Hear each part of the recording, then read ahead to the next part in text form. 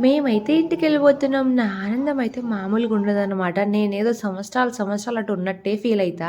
10 డేస్‌కెళ్ళినాను గూడా నేను ఇంతే హ్యాపీగా ఫీల్ అయితా అన్నమాట. సో, ఎంత మంచిగా రెడీ అయినా, ఎక్కడికెళ్ళినా మమ్మీ డ్యూటీ మమ్మీ చేయాల్సిందే.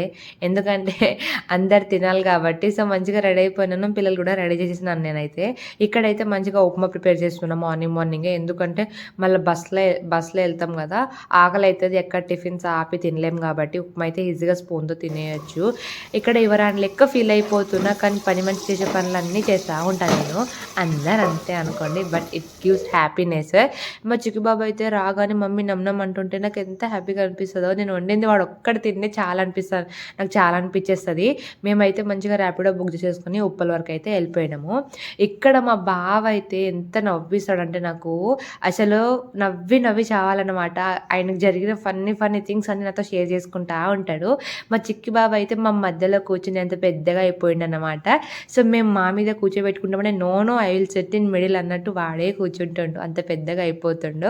ఇక్కడ మా బావ అయితే నాకు నవ్వించి చంపుతుండనమాట. అక్కడ చదివిల్లా అప్పు తెచ్చి మరి కొనుక్కున్న కనికరించండని లైక్ జీప్ వెనకాల రాసుకున్నాడు. ఎంత నవ్వుకున్నామో అసలు నేను మా బావ ఇద్దరం. మంచిగా అయితే బస్ ఎక్కేసినాము.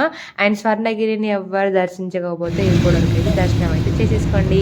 అండ్ ఎంతో బాగుంటుంది temple. Thanks for watching. Bye.